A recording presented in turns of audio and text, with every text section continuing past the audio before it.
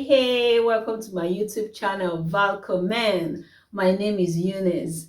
If this is your first time of seeing me, no problem. I recently moved to Stockholm, Sweden with my husband and son. In fact, we are currently a month plus in the country. So if you're looking for information on how to work in Sweden, migrate to Sweden, study in Sweden, or you just want to know the latest updates about Sweden, then please click on the subscribe button, okay? But if you're already a subscriber, thank you so much. All right. So welcome guys, welcome everybody. Now, after my last video about how to apply for admissions into Swedish universities, the process you need to take and all that, I have received a lot of messages on my Instagram channel, and I realized that most of these questions were centered around: can I work in Sweden while I study? Can my dependents work in Sweden while I study? How many hours can I work? How many hours can my dependents work? Okay, and I realized also that I didn't really stress on that particular topic in that video, so I thought maybe I should just do another video explaining that to you. Okay, so that's what we're going to talk about in this video. Can you work while you study, and every other thing that you need to know. But first I want to talk about, guys, before we go into the video proper, there's something I want to talk about. Now, if I've gotten 10 messages on my Instagram, this is how 5 of them go. Hi Eunice, I recently found your YouTube page and I love all your videos. I've watched all of them. And I'm like, oh, thank you so much. Thank you for being a new subscriber. Welcome. Thank you.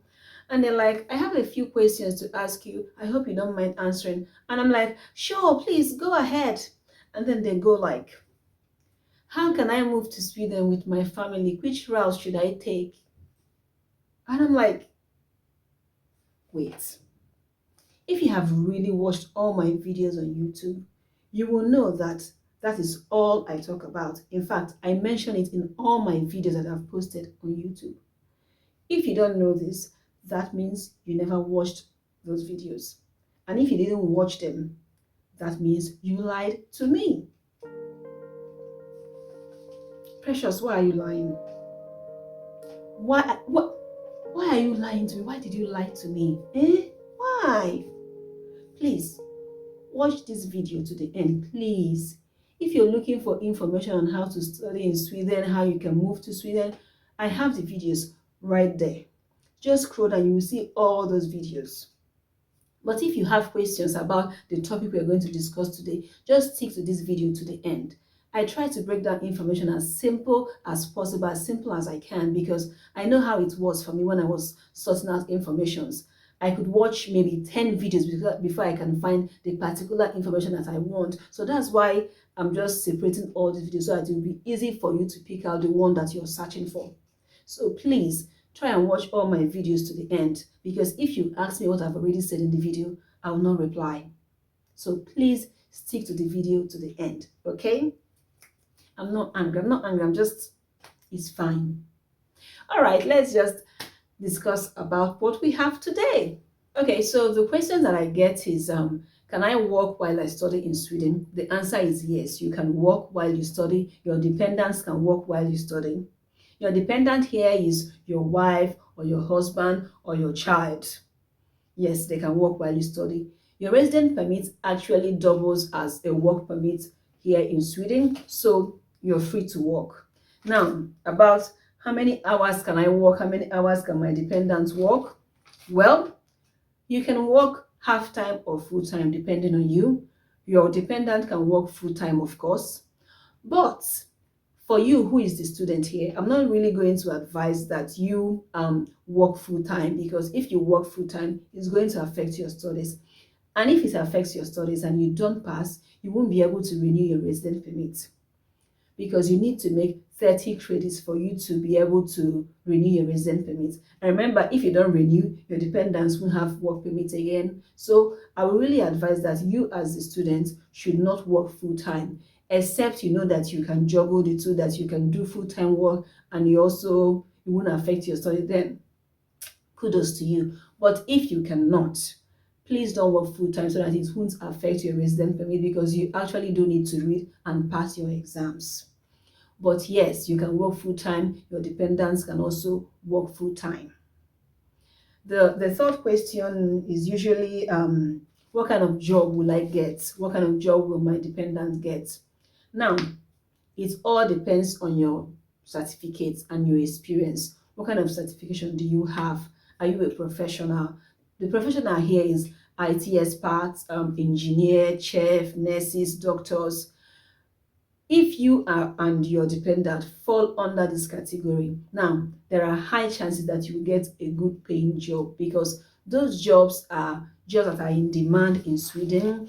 IT, mostly nursing, nurses, doctors, those are in demand jobs in Sweden. So if you and your dependents fall under this category, then you will get a good paying job. That being said, it doesn't mean that you're not going to get a good job that will be okay for you, you will get. Now for the students, I would say that most of the jobs that you will get will be around cleaning jobs, delivery jobs, school ambassador jobs. Those, they send email for that to you if you're interested in being a school ambassador. But these are mostly the jobs. You can get other ones, but I'm just telling you the ones that are very popular among students because they're the ones that really allow part-time so that you can be able to study. But for your dependent, they can get any kind of job depending on their experience, their qualification, and certification. Okay? Okay.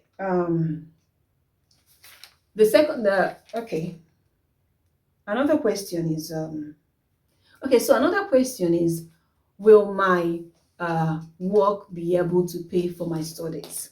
Now, this is a tricky question and I'm going to take my time to explain it for you. Okay, so your work cannot pay for your study for the first 1 year that you're going to be here. Remember, if you apply and you get admission, you need to pay at least 4 semester fees before you come over to Sweden. So if there are like 10 persons coming to Sweden, 9 out of those 10 pay only first semester school fees, only first semester tuition fees before they come over, right?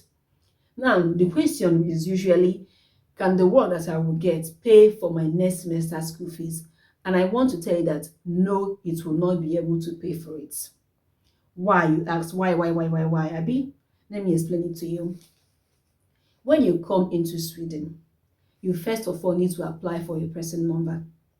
Now, the person number takes at least 3 weeks before it can come out, and this is same for you and your dependents. It will take at least 3 weeks for it to come out. Now, it comes out in 3 weeks, right? Then you proceed to get your Swedish ID card. That also takes time, let's say 2 weeks for it to come out. After that comes out, you need to go and open a bank account, right? Now, you go to open a bank account. That also takes time because you're not going to get appointment very fast. The least appointment time you can get is maybe 1 month space. 1 month space. So that is the least. If you're lucky, you can get 1 month space. So putting all this into consideration, you will usually get to Sweden around August to start your studies, or let's say you come September. Now you get here, you need to pay your next semester fees by December. Remember, add up the 3 weeks waiting time for person number, 2 weeks waiting time for Swedish ID card, and maybe 1 month for your bank account opening appointment. That means it will be well into November ending before you can get everything ready. And this applies for you and your dependent. It is not different. Your wife will wait, your husband will wait. So before you can get all these things ready, it's already well into November. That means your invoice for the next tuition fees is already out and you need to pay it in like first week of December. So you see that even if you do get a job by November ending, there is no way it can make up to the amount that you're going to use to pay your tuition fees. So I would advise that you please hold on. You hold the money for the next semester fees while coming over, because there is no how you're going to get a job that will pay for it then. No how. Even if you have a professional certificate, you need to get all those things in place, because people here, they're very law abiding. Nobody will look past that and give you a job. You need to have your person number, you need to have a bank account, you need to have your Swedish ID card before you can work, because nobody wants to break the law here. So I would really advise that you keep it in place. you get the money at hand before coming over to Sweden, because the work you get won't be able to pay for your next semester tuition fee. But it can pay for the next year. Or yes, it can pay for the next year. If you're doing masters, if you're doing BSc, it's from the second year that what you're working, the work job you're doing here in Sweden can pay for your tuition fee. Okay.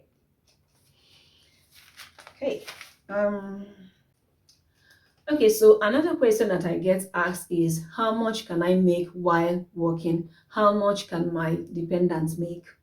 Now, it all depends on you, your qualification, and the kind of job that you're looking for.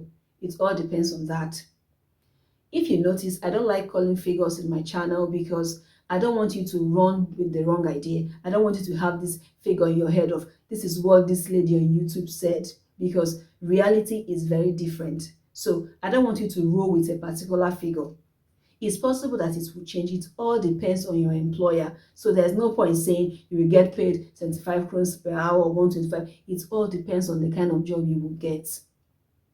But from the people that have asked that are working, I know that the base salary that you mostly get in Sweden, if you're working full-time, is 23,000 crowns to 25,000 crowns. This is always where it falls, between 23,000 and 25,000. But bear in mind that in Sweden, you pay 33% taxes. So any amount that you're going to get paid, minus 33% from it, because it is going to go out. So it's also important to ask your employer, the salary, is it before or after tax, so that you can plan yourself well. But what I want you to take away from this question now, from this video, sorry, is that whatever your salary is going to be, you're going to pay 33% tax from it, except your employer says, I have this amount is after taxes. So you now know. Okay. I think I've answered most of the questions that I get asked. I also forgot to mention that one of the factors that might affect you or your dependent getting a job is that your kids will also not start school, at least within the first 2 months of you arriving. So even if by some magic you're able to get your person number, your bank ID, your bank account, your Swedish ID all ready within 1 month, your kids won't still be able to go to school, because there is a queue. You need to join that queue and wait for like 2 or 3 months. If you notice in most of my videos, my boy is always running around and making noise, and that's because, you know, he's at home, he has not started school yet, but I work remotely even back in Nigeria, so it's not a problem for me. Okay, so you might need to consider that factor. So even if you get everything ready, that might also be a drawback for you, except you people don't have kids, it's just you and your dependent, then that's perfect.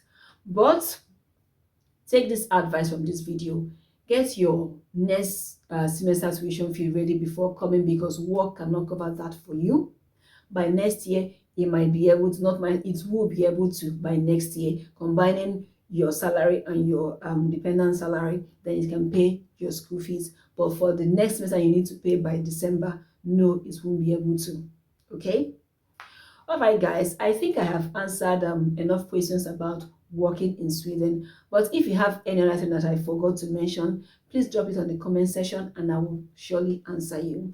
And please subscribe to my channel if you've not already. Give this video a thumbs up, share it to your friends, and please subscribe. All right, thank you guys. Hey do, bye bye.